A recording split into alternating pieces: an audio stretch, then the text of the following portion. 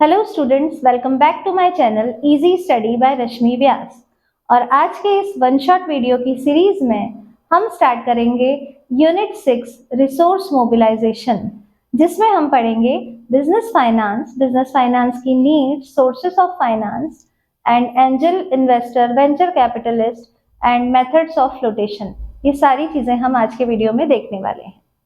तो let us begin with the unit 6। Students, can we dream of or can we think of any business without finance, without funds? क्या हम बिना पैसे के किसी business के बारे में सोच भी सकते हैं? क्या बिजनेस पॉसिबल है बिना पैसे के? No, no any business is possible. कोई भी बिजनेस पॉसिबल नहीं है बिना पैसे के। Money is required, funds are required everywhere at every step of business activity. हर स्टेप पर बिजनेस फंड्स रिक्वायर है। तो जो पैसा बिजनेस में लगता है, जो पैसा बिजनेस कंडक्ट करने के लिए, एस्टेब्लिश करने के लिए, बिजनेस को एक्सपांड और डाइवर्सिफाई करने के लिए लगता है, उस पैसे को कहा जाता है business finance. Business finance refers to funds or monetary resources which are used in a business। वो funds, वो monetary resources जो बिजनेस में यूज किए जा रहे हैं या बिजनेस में लगते हैं, उसे कहा जाता है बिजनेस फाइनेंस। अब इस फाइनेंस की रिक्वायरमेंट क्यों होती है, क्यों लगता है बिजनेस फाइनेंस? बिजनेस में फाइनेंस है ना, बिजनेस में फाइनेंस और फंड्स क्यों लगते हैं? फंड्स, फाइनेंस, मनी, कैपिटल, पैसा, सब एक ही चीज, पैसा। ठीक, अब बिजनेस में पैसे की रिक्वायरमेंट क्यों होती है?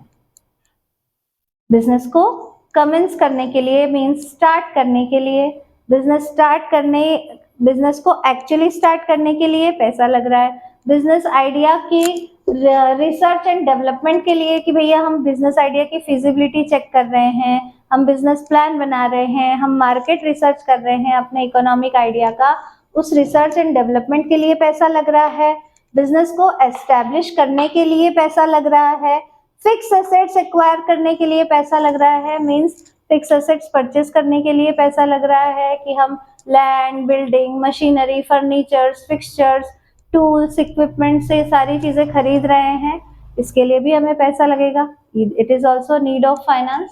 देन डेवलप अ प्रोडक्ट, कोई भी ऑफरिंग जो हम रेडी करना चाहते हैं, किसी भी ऑफरिंग को सेलेबल, बेचने के लायक बनाने में हर स्टेप पर पैसा है। उसके प्रोडक्शन में, पैकेजिंग में, ट्रांसपोर्टेशन में, वेयर हाउसिंग में, हर जगह पैसा लग रहा है। तो प्रोडक्ट को डेवलप करने में और प्रोडक्ट को सेलेबल बनाने में भी पैसा लग रहा है। तो it is also one of the important need for business. Then next is keep man and machine at work, means हमारे जितने भी मैन मशीन यहाँ रेफर्स टू रिसोर्सेज। हमारे जितने भी रिसोर्सेज हैं, हमारे फिजिकल रिसोर्सेज, हमारे मटेरियल रिसोर्सेज, हमारे ह्यूमन रिसोर्सेज, जितने भी रिसोर्सेज हैं उन सबको काम पे लगाना, मीन्स उन सबको प्रॉपरली ऑर्गेनाइज करके, उन सबको डायरेक्ट करके, उन सबको से काम करवाना और अल्टीमेटली एक प्रोडक्ट डेवलप करके उसे सेल करना और प्रॉफिट अर्न करना, दैट इज बिजनेस। सो इन चीजों में भी पैसा लग रहा है। So all these our needs for business finance की नीड्स है कि promote a business, acquire fixed assets for research and development, feasibility, business idea, business plan की फिजिबिलिटी चेक करने के लिए हमें फंड्स रिक्वायर्ड है। प्रोडक्ट डेवलप करने के लिए, प्रोडक्ट को सेलेबल बनाने के लिए फंड्स रिक्वायर्ड हैं। और मैन एंड मशीन, सारे रिसोर्सेस को काम पे लगाने के लिए भी फंड्स रिक्वायर्ड हैं। अब एंटरप्रेन्योर को ये पता है कि ये हमारी नीड ऑफ फाइनेंस है। Now entrepreneur after this he starts thinking of 3 decisions, मतलब मेनली 3 पॉइंट्स के बारे में एंटरप्रेन्योर सोचता है। वो 3 पॉइंट क्या है? First is he needs to assess the financial requirement, the amount of financial requirement। needs क्या है, requirement क्या क्या है, ये हमें पता है। अब इस requirement में amount कितना लगेगा, ये भी एंटरप्रेन्योर को सोचना पड़ता है ना। तो एंटरप्रेन्योर को ये डिसाइड करना पड़ता है कि मुझे रिसर्च डेवलपमेंट में कितना पैसा लगेगा, मुझे फिजिबिलिटी में कितना पैसा लग रहा है, मुझे बिजनेस प्लान डेवलप करने में कितना पैसा लग रहा है, मुझे मटेरियल, फिजिकल रिसोर्सेज परचेस करने में कितना पैसा लग रहा है, स्टाफिंग में कितना लग रहा है, हमें सारे रिसोर्सेस को काम पे लगाने में कितना पैसा लग रहा है, तो he need to assess all the amount of financial requirement कि भैया मेरे बिजनेस में पैसे की रिक्वायरमेंट है कितनी एक्चुअली, ठीक है। तो अप्रॉक्स अमाउंट मींस इसको एस्टिमेट करना होता है एंटरप्रेन्योर को कि अप्रॉक्स मुझे कितना अमाउंट रिक्वायर होगा, फर्स्ट पॉइंट। सेकंड, अब कितना अमाउंट रिक्वायर है उसके बाद एंटरप्रेन्योर डिसाइड करता है कि मुझे किस किस टर्म में पैसा चाहिए। मुझे शॉर्ट टर्म में मींस बिजनेस स्टार्ट करने से पहले और बिजनेस स्टार्ट करने के 1 साल तक कितना पैसा रिक्वायर्ड है, यह एंटरप्रेन्योर डिसाइड करता है। और मिड टर्म मींस 1 साल से 5 साल तक कितना पैसा लग रहा है। Long term funds requirement means 5 साल एंड अबव, 5 साल से ज्यादा कितना पैसा लग रहा है, यह एंटरप्रेन्योर डिसाइड करता है। And after deciding the term he needs to decide कि मैंने अमाउंट डिसाइड कर लिया, अप्रॉक्स एस्टिमेट कर लिया कि कितनी कैपिटल रिक्वायर्ड है, किस किस टर्म में पैसा चाहिए। And third, he need to decide the sources of finance कि किन किन सोर्सेस से मैं ये फाइनेंस अरेंज कर पाऊंगा। कुछ सोर्सेस मेरे खुद के हैं, मेरे पर्सनल सेविंग है, मेरे फ्रेंड्स फैमिली रिलेटिव्स हैं, कुछ मेरा खुद का फंड्स है, कुछ मैं शेयर्स इश्यू कर सकता हूँ, कुछ मैं लोन बोरो कर सकता हूँ, कुछ बैंक से लोन ले सकते हैं, कुछ किसी फाइनेंशियल इंस्टीट्यूशन से ले सकते हैं, साहूकार से लोन ले सकते हैं, किसी से भी लोन ले सकते हैं। तो कुछ बोरोड फंड हो जाएंगे, कुछ खुद के फंड्स हो जाएंगे। तो किस किस तरह से किन किन सोर्सेस से मैं ये फंड्स अरेंज करूंगा, तो ये सारे डिसीजंस एंटरप्रेन्योर लेता है। Now coming to our next topic. So entrepreneur को after assessing financial requirement amount, financial requirement का अमाउंट जानने के बाद उसे ये जानना होता है कि मुझे कितने कितने टर्म या कितने कितने टाइम पीरियड बाद फाइनेंस की रिक्वायरमेंट होगी मेरे बिजनेस में। शॉर्ट टर्म फाइनेंस रिक्वायरमेंट होगी, मतलब बिजनेस एस्टेब्लिश करने से पहले और बिजनेस एस्टेब्लिश करने के 1 साल तक, ये short term finance. Mid term 1 साल से 5 साल तक, और लॉन्ग टर्म 5 साल एंड मोर, 5 साल से ज्यादा के लिए फाइनेंस की आवश्यकता होगी, कितने फाइनेंस की आवश्यकता होगी। और थर्ड क्वेश्चन ये होता है कि अब मैं ये फाइनेंस लाऊंगा कहाँ से, मींस सोर्सेस क्या होंगे, फाइनेंस के सोर्सेस क्या होंगे, कहाँ से मुझे इतना पैसा मिलेगा, कहाँ से फंडिंग मिलेगी।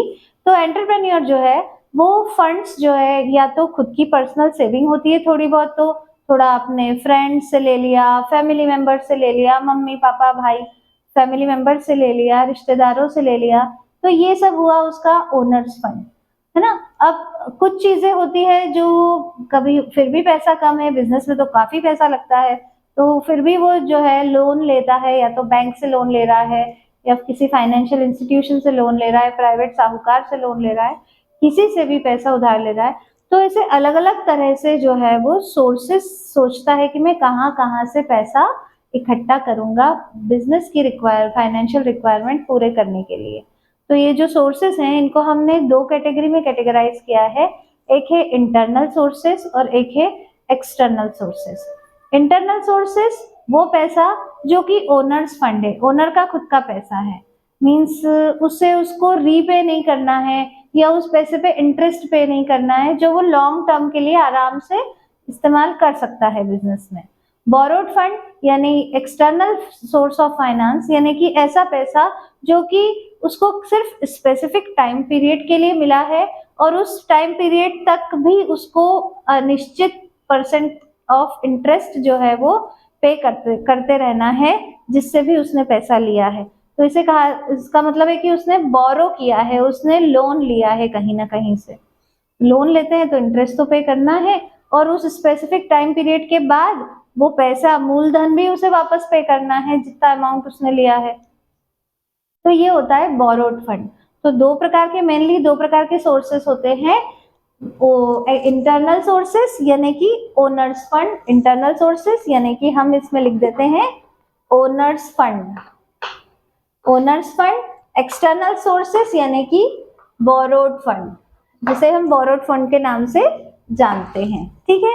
इंटरनल सोर्सेस क्या क्या होते हैं ये हम देख लेते हैं। इंटरनल सोर्सेस होते हैं इक्विटी शेयर्स, प्रेफरेंस शेयर्स, और रिटेन्ड अर्निंग। अभी आपके कोर्स सिलेबस में केवल यही है, ठीक है। इक्विटी शेयर्स, जैसे कि बिजनेस को, कंपनी को पैसों की आवश्यकता है, तो कंपनी जो है वो क्या करेगी कि हमने कैपिटल को, एक्स्ट्रा जो भी हमें कैपिटल रिक्वायरमेंट है उसको हम स्मॉल पार्ट्स में डिवाइड कर देंगे। कैपिटल अमाउंट को हम छोटे छोटे पार्ट्स में डिवाइड कर देंगे, उन छोटे पार्ट्स को कहा जाता है शेयर। तो ओनर्स फंड में इक्विटी शेयर, प्रेफरेंस शेयर और रिटेन्ड अर्निंग होते हैं। अभी आपके एंटरप्रेन्योरशिप सिलेबस में केवल यही है। इक्विटी शेयर्स क्या होते हैं? इक्विटी शेयर्स, जब बिजनेस या कंपनी अपनी कैपिटल को छोटे छोटे पार्ट्स में डिवाइड करती है, कैपिटल अमाउंट को, उस छोटे पार्ट को कहा जाता है शेयर। वैसे भी शेयर का मतलब हिंदी में यदि हम देखें तो शेयर का मतलब होता है हिस्सा। शेयर का मतलब होता है, हम बोलते हैं ना, मुझे मेरा शेयर दे दो, मुझे मेरा चॉकलेट का शेयर दे दो, मुझे मेरा इसका शेयर दे दो। तो शेयर मतलब होता है हिस्सा।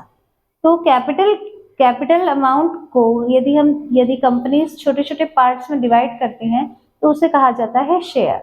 और वो 1 शेयर, 2 शेयर, 10 शेयर, जो भी शेयर इन्वेस्टर परचेस करता है और बदले में पैसा देता है कंपनी को, तो उसे कहा जाता है, जो शेयर्स परचेस करता है उस पर्सन को कहा जाता है शेयर होल्डर।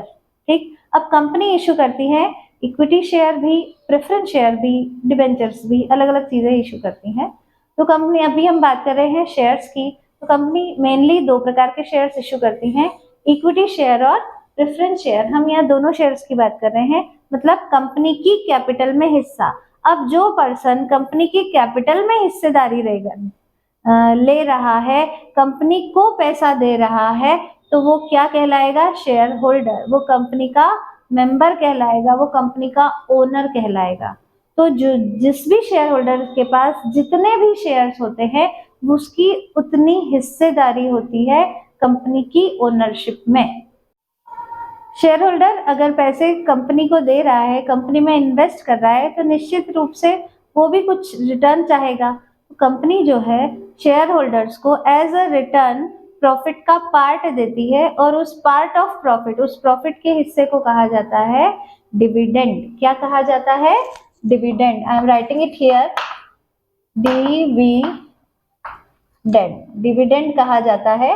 और इस डिविडेंड का मतलब होता है पार्ट ऑफ प्रॉफिट। डिविडेंड का क्या मतलब होता है? प्रॉफिट का हिस्सा, जो कि कंपनी शेयर होल्डर्स को पे करती है। ठीक। अब इक्विटी शेयर होल्डर्स भी कंपनी के शेयर होल्डर्स हैं, प्रेफरेंस शेयर होल्डर्स भी कंपनी के शेयर होल्डर्स हैं। दोनों ही शेयर होल्डर्स ने कंपनी में पैसा लगाया है। अब क्यों ये प्रेफरेंस है, क्यों ये इक्विटी है? इसका मेन डिफरेंस ये है कि equity share holders general share holders हैं और प्रेफरेंस शेयर होल्डर्स को कुछ प्रेफरेंशियल राइट्स मिलते हैं, कुछ प्रेफरेंशियल अधिकार मिलते हैं उन शेयर होल्डर्स को। उनको क्या अधिकार मिलता है? वो प्रेफरेंशियल शेयर होल्डर्स को जो डिविडेंड कंपनी पे करती है, उस डिविडेंड का कुछ फिक्स परसेंटेज पहले दिया जाता है। मींस पहले प्रेफरेंशियल शेयर होल्डर्स को डिविडेंड का पेमेंट मिलता है, उसके बाद बचा हुआ प्रॉफिट में से इक्विटी शेयर होल्डर्स को पेमेंट मिलता है। मींस इक्विटी शेयर होल्डर्स को डिविडेंड बाद में दिया जाता है, उनको पहले दिया जाता है, इसलिए प्रेफरेंस शेयर होल्डर कहा जाता है। ठीक है, ये मेन डिफरेंस है। और इक्विटी शेयर होल्डर्स को क्या रहता है? उनको वोटिंग राइट्स रहता है। उनको कंपनी में इंटरफेयर करने का, कंपनी में वोट करने का अधिकार रहता है, जो कि प्रेफरेंस शेयर होल्डर्स को नहीं रहता है। This is the basic difference between equity share holder and preference share holders. Now next category of internal sources is retained earning. Retained earning means company के पास जो प्रॉफिट होता है, कंपनी को business करके जो प्रॉफिट कमाती है, पैसा कमाता है बिजनेस, उस पैसे का कुछ हिस्सा, मीन्स शेयर होल्डर्स को डिविडेंड बांट दिया, हमने जिनसे कर्जा लिया उनको इंटरेस्ट दे दिया, रिजर्व्स कर लिए, सब कुछ कर लिया, सारा पेमेंट करने के बाद एक जो पर्टिकुलर अमाउंट ऑफ प्रॉफिट है कंपनी अपने कैपिटल में री इन्वेस्ट करती है। Means a part of profit is री इन्वेस्टेड इन कंपनी इटसेल्फ, तो उसे कहा जाता है रिटेन्ड अर्निंग। रिटेन्ड अर्निंग को कहते हैं फ्लोइंग बैक ऑफ प्रॉफिट्स। क्या कहते हैं? I am writing it here, इधर लिख रही हूं मैं।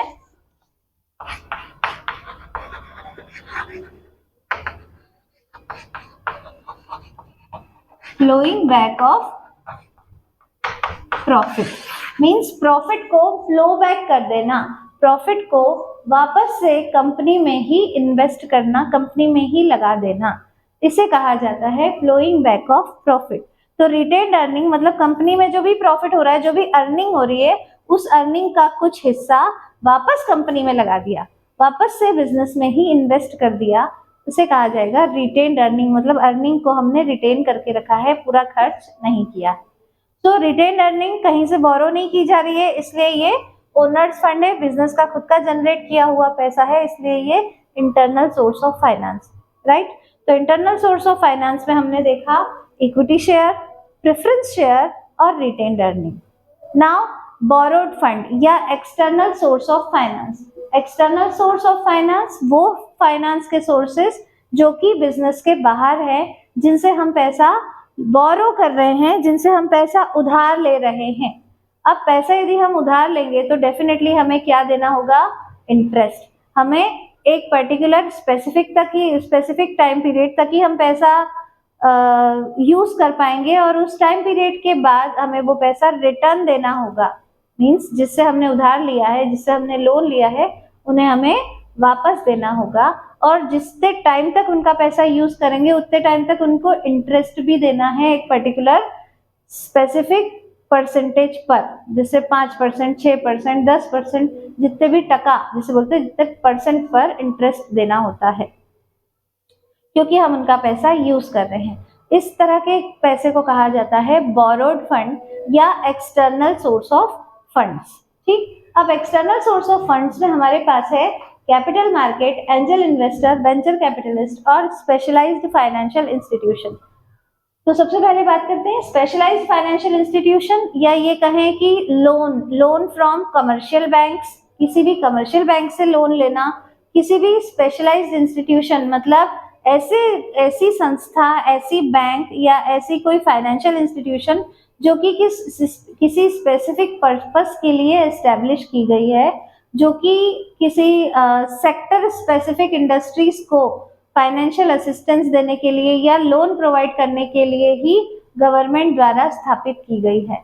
तो ऐसी संस्थाएं भी लोन प्रोवाइड करती हैं, कमर्शियल बैंक्स भी लोन प्रोवाइड करती हैं, प्राइवेट इंडिविजुअल्स भी लोन प्रोवाइड करते हैं। तो जिनसे भी हम लोन ले रहे हैं, चाहे वो स्पेशलाइज्ड इंस्टीट्यूशन हो, चाहे बैंक हो, that comes under this category, right. इसके बाद हम बात करते हैं कैपिटल मार्केट की।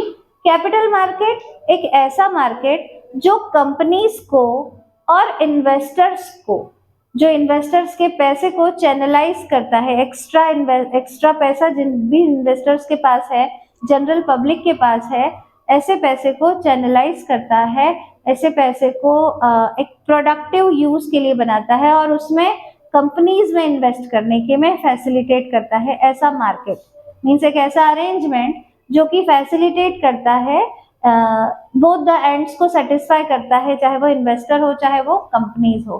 तो कैपिटल मार्केट भी एक सोर्स है बोरोड फंड का, राइट। नेक्स्ट है एंजल इन्वेस्टर्स। एंजल इन्वेस्टर्स ऐसे इंडिविजुअल्स, ऐसे पर्सन्स जो कि हम ये कहें कि जिनके पास extra surplus amount of money है, जो कि बहुत जिनकी नेटवर्थ बहुत हाई है, जिनकी क्रेडिबिलिटी बहुत हाई है, या ये कहे कि ऐसे रिटायर्ड बिजनेसमैन या ऐसे बिजनेस एग्जीक्यूटिव्स जिनके पास एक्स्ट्रा सरप्लस मनी है with specialised and expertise in business, जिनका बिजनेस में स्पेशलाइज्ड है, बिजनेस में एक्सपर्टीज है, जो कि जिन्होंने काफी जीवन भर बिजनेस किया है, जिनके पास बहुत अच्छा एक्सपीरियंस है बिजनेस करने का, plus surplus amount of money भी है। तो ऐसे लोग क्या करते हैं, जो बडिंग एंटरप्रेन्योर्स होते हैं, जो न्यूली सेटअप बिजनेस होते हैं, उनमें अपना एक्स्ट्रा पैसा इन्वेस्ट कर देते हैं। अब वो एक्स्ट्रा पैसा इन्वेस्ट किया तो जिसको पैसों की जरूरत थी, जिस एंटरप्रेन्योर को या जिस एंटरप्राइज को, उसके लिए वो क्या हो गया, एंजल। एंजल का मतलब होता है देवदूत, एंजल का मतलब होता है फरिश्ता, या हम यदि इसे फेमिनाइन उसमें कहे तो परी। तो मतलब ऐसे लोग जो कि अच्छे अच्छे इरादे से, या ये कहें कि ऐसे लोग जो कि एंजल बन के आ रहे हैं किसी एंटरप्रेन्योर के लिए या किसी बडिंग बिजनेस के लिए, बडिंग एंटरप्राइज के लिए, कि वो उनको फाइनेंशियल असिस्टेंस भी दे रहे हैं, मीन्स पैसा भी दे रहे हैं, उसके साथ अपने एक्सपीरियंस की सलाह भी दे रहे हैं, कंसल्टेंसी भी दे रहे हैं, मैनेजरियल असिस्टेंस भी दे रहे हैं कि कैसे बिजनेस को एस्टेब्लिश करना, कैसे बिजनेस को ग्रो करना, कैसे मार्केट में शेयर ग्रैब करना, कैसे बिजनेस को चलाना, कैसे प्रॉफिट कमाना, वो सारी चीजों में हेल्प करते हैं। तो ऐसे लोग क्या कहलाते हैं? Angel for the business. और ऐसे इन्वेस्टर्स को कहा जाता है angel investors. I hope it is clear. Next source है हमारा venture capitalist. Venture capitalist individuals भी हो सकते हैं। वेंचर कैपिटलिस्ट मतलब वो कैपिटलिस्ट जो कि इंडिविजुअल्स हैं, जो ऑर्गेनाइजेशंस भी हो सकती हैं, जो इंस्टीट्यूशंस भी हो सकते हैं। और ये वेंचर कैपिटलिस्ट क्या करते हैं? ये खुद का पैसा नहीं लगा रहे। जैसे एंजल इन्वेस्टर क्या कर रहे हैं? खुद का पैसा लगा रहे हैं, उनके पास सरप्लस मनी है। लेकिन वेंचर कैपिटलिस्ट के पास खुद का पैसा नहीं है, ये भी दूसरों से कैपिटल पूल कर रहे हैं, फंड्स पूल कर रहे हैं, मींस किसी और से पैसा इकट्ठा करके ये किसी एस्टेब्लिश्ड एंटरप्राइज में लगा रहे हैं। वो बिजनेस जो ऑलरेडी एस्टेब्लिश्ड है, जो न्यूली एस्टेब्लिश्ड है, मींस जिसको 1 साल 2 साल हो चुके हैं, जो एस्टेब्लिश हो चुका है मार्केट में, ऐसे बिजनेस में ये पैसा लगाते हैं। और ऐसे बिजनेस में वेंचर कैपिटलिस्ट को रिस्क कम होती है। एंजल इन्वेस्टर कैसे बिजनेस में पैसा लगाते हैं? जो एस्टेब्लिश होना है या हो रहा है ना, ये डिफरेंस है। स्टूडेंट्स, एग्जामिनेशन में, बोर्ड एग्जाम में डिफरेंस भी आ सकता है, एंजल और वेंचर का डिफरेंस भी आ सकता है। एंजल और वेंचर को सेपरेटली केस फॉर्म में भी पूछा जा सकता है, या इसको अलग से भी पूछा जा सकता है डायरेक्ट क्वेश्चन के माध्यम से, किसी भी तरह से। बट एंजल इन्वेस्टर और वेंचर कैपिटलिस्ट आते हैं, आ सकते हैं। तो हमें इसको थोड़ा सा ध्यान से देखना है, और आप चाहें तो स्क्रीनशॉट भी ले सकते हैं। सो एंजल इन्वेस्टर और वेंचर कैपिटलिस्ट में मेनली यही डिफरेंस है कि एंजल इन्वेस्टर लगाते हैं न्यूली एस्टेब्लिश्ड बिजनेस में, या जो कि business which is yet to established और बडिंग बिजनेस। और वेंचर कैपिटलिस्ट लगाते हैं वो उन बिजनेस में पैसा जो कि जिन 1-2 साल हो चुके हैं, जो एस्टेब्लिश हो चुका है बिजनेस, राइट। अब angel investor high net worth individual रहते हैं, venture capitalist individual, organisation, institution कुछ भी हो सकते हैं, ठीक। एंजल इन्वेस्टर खुद का पैसा लगाते हैं, venture capitalist pool of funds करते हैं, मींस पैसा इकट्ठा करते हैं लोगों दूसरों से एंड देन लगाते हैं, ठीक है। तो ये जो कुछ डिफरेंस है जो कि एंजल और वेंचर में है, और वो भी बोरोड फंड में आते हैं, means external source of finance. तो यहाँ आई होप यहाँ तक सभी को क्लियर हो गया होगा। अगर कोई पॉइंट क्लियर नहीं हुआ है and you want me to make another video which is in detail, यहाँ मैं थोड़ा सा ब्रीफ में बताना पसंद कर रही हूँ, क्योंकि हमें 1 शॉट वीडियो बनाना है 1 यूनिट का, इसलिए मैं यहाँ थोड़ा सा ब्रीफ में जा रही हूँ। अगर आप चाहते हैं किसी टॉपिक में डिटेल में वीडियो, तो do comment me in comment section. You are free to ask me anything. And our next topic is capital market. अब हमारा नेक्स्ट और इम्पोर्टेंट टॉपिक है इसी चैप्टर में, capital market. Capital market means, जैसा कि हमने यहाँ देखा, कैपिटल मार्केट मीन्स वो अरेंजमेंट, वो मार्केट जो कंपनीज और इन्वेस्टर्स को फैसिलिटेट करता है इन ट्रांजैक्शन डीलिंग, जो इन्वेस्टर्स को फैसिलिटेट करता है to invest their extra money और to invest their funds and develop, और ऐसी कंपनीज में इन्वेस्ट करे जहां उन्हें भी प्रॉफिट हो और कंपनीज को भी प्रॉफिट हो। एक ऐसा अरेंजमेंट, ऐसा मार्केट, मनी मार्केट इसे कहा जाता है, जहां पैसों का मार्केट, जहां फाइनेंशियल ट्रांजैक्शन होता है, ऐसे मार्केट को कहा जाता है capital market, right. Capital market में 2 प्रकार की मार्केट है, एक तो प्राइमरी और एक सेकेंडरी। तो स्टूडेंट्स, सेकेंडरी मार्केट का पूरा पोर्शन आपके एंटरप्रेन्योरशिप सिलेबस में ओमिटेड है 24-25 सेशन में, ये अभी आपको नहीं आएगा, आपको केवल प्राइमरी मार्केट पढ़ना है। Primary market is also called new issue market. इसे क्या कहा जाता है?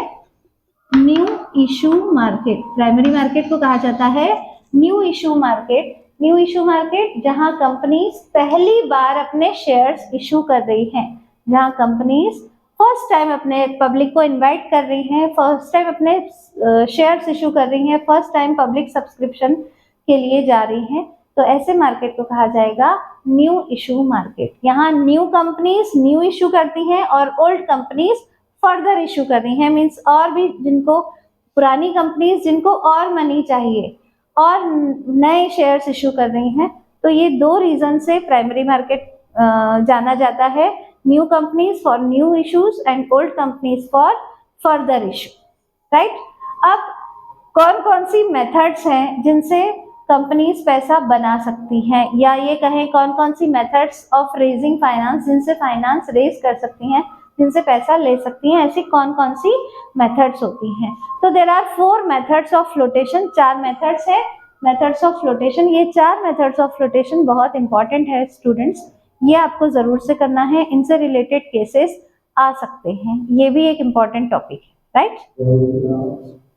सो सबसे पहले आएगा पब्लिक इशू, जैसा कि हमने यहाँ देखा इक्विटी शेयर प्रेफरेंस शेयर में प्राइमरी मार्केट में कि कंपनीज जो हैं अपने फाइनेंशियल रिक्वायरमेंट को फुलफिल करने के लिए, कंपनीज अपने फाइनेंशियल रिक्वायरमेंट के फुलफिलमेंट के लिए पब्लिक को इनवाइट करती है for subscription of its shares, अपने शेयर्स को सेल करती हैं और उसके बदले में इन्वेस्टर्स से पैसा लेती हैं। तो इस तरह की प्रोसेस को कहा जाता है पब्लिक इशू, राइट। सेकंड है right issue. Right issue means company के जो ऑलरेडी शेयर होल्डर्स हैं, चाहे वो इक्विटी शेयर होल्डर हो चाहे वो प्रेफरेंस शेयर होल्डर्स हो, कंपनी के जो ऑलरेडी शेयर होल्डर्स हैं, कंपनी को यदि और पैसों की आवश्यकता होती है तो कंपनी क्या करती है, जो पहले अपने एग्जिस्टिंग शेयर होल्डर्स हैं उनको पूछती है कि भाई हम और शेयर्स इशू कर रहे हैं, आप लोग इस प्रोपोर्शन में और शेयर्स ले रहे हैं या नहीं, ठीक है। स्टूडेंट्स थोड़ा सा पास में मंदिर है तो उसकी आवाज भी आएगी, कोई बात नहीं, हम इसके साथ ही पढ़ाई करेंगे, है ना। As we all know India है, सब कुछ होता है ना। पब्लिक इशू हमने देख लिया। Right issue existing share holders को कंपनी पूछ रही है कि हम और फर्दर इशू करना चाह रहे हैं, हम और शेयर्स इशू करना चाह रहे हैं, आप लेंगे क्या, ठीक है। नेक्स्ट है हमारा प्राइवेट प्लेसमेंट। प्राइवेट प्लेसमेंट यानी कि कंपनीज जो है जनरल पब्लिक के पास नहीं जाती हैं फंड्स लेने के लिए, कंपनी जो है बड़े बड़े इंस्टीट्यूशंस के पास जाती हैं, जैसे UTI unit trust of India, general insurance corporation, इस तरह की बड़ी बड़ी आर्मी ग्रुप, इस तरह के बड़े बड़े इंस्टीट्यूशंस जो है वो कंपनी के शेयर्स परचेस करते हैं और बदले में कंपनीज को क्या देते हैं, फंड्स, पैसा। तो ये भी एक तरीका है methods of raising funds. And next is offer to employees. Private companies या जनरली कंपनीज जो है public rather than go to public, public के पास जाने के बजाय अपने जो एम्प्लॉइज हैं उन एम्प्लॉइज को कहती हैं कि आप हमारे शेयर्स परचेस कर लीजिए। या उससे क्या होता है बेनिफिट कि अगर एम्प्लॉय ही शेयर होल्डर बनेगा तो एम्प्लॉय का इंटरेस्ट ज़्यादा डेवलप होगा, एम्प्लॉय कंपनी की ग्रोथ के बारे में सोचेगा, क्यों, क्योंकि वो कंपनी का मेंबर भी बन चुका होगा शेयर्स परचेस करके। और एम्प्लॉय टर्नओवर का रेट भी कम हो जाता है, मीन्स अगर कोई जॉब स्विच करने की सोच रहा है तो वो नहीं सोचता है, क्योंकि वो कंपनी का उसमें उसका डबल इंटरेस्ट है, तो जॉब तो है ही, साथ में मेंबर भी बन गया, तो जो है डबल अटैचमेंट होता है विद द कंपनी, तो उसमें टर्नओवर जो है बहुत कम हो जाता है। So these are methods of flotation, public issue, right issue, private placement and offers to employ. यहाँ हमने ब्रीफ में ये चैप्टर कंप्लीट करने की कोशिश की है। अगर आपको और डिटेल में चाहिए तो आप कमेंट्स कर सकते हैं। Thank you so much. Do like, share and comment and tell me what topic you want to discuss. Thank you so much.